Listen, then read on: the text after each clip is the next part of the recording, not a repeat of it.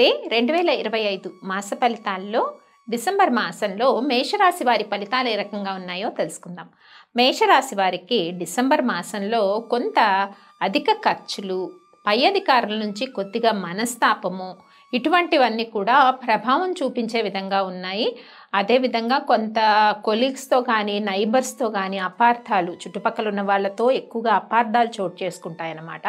అయితే ఈ మేషరాశి వారు ఎవరైతే ఉద్యోగ ప్రయత్నాలు ఈ డిసెంబర్ మాసంలో చేస్తున్నారో వాళ్ళకి డిసెంబర్ 17, 18 వరకు కూడా కొంత అవకాశాలు అన్నవి తక్కువగా ఉంటాయి. డిసెంబర్ 17, 18 తర్వాత కొన్ని ఆపర్చునిటీస్ ఉద్యోగ ప్రయత్నాలు చేసే వారికి కొంత అనుకూలంగా ఉంటుంది.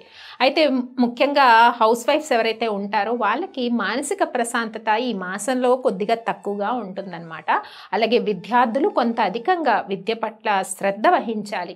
శ్రద్ధ వహిస్తే కానీ మార్క్స్ స్కోర్ చేయడం అనేది కష్టమవుతుంది.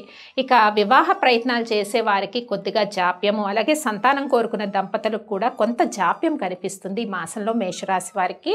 అలాగే ఏదైనా ఒక పని అనుకున్నప్పుడు ఆ పని పోస్ట్పోన్ అవటం కానీ, జాప్యం అవటం కానీ, ఆ విషయంగా కొన్ని మిస్అండర్స్టాండింగ్స్ కానీ ఇవి ఎక్కువగా ఇబ్బంది పెట్టే విధంగా ఉంటాయి మేషరాశి వారికి మాసంలో. అలాగే బిజినెస్ ట్రాన్సాక్షన్స్ ఏవైతే ఉంటాయో అవి కొద్దిగా ఈ మాసం అంతా కూడా ఆచితూచి అడుగులేయాలి. నూతన వ్యాపార ప్రయత్నాలు చేసే వారికి కూడా కొంత ముందుకు కొన్ని పనులు సాగని విధంగా ఉండే పరిస్థితి అయితే కనిపిస్తూ ఉంది.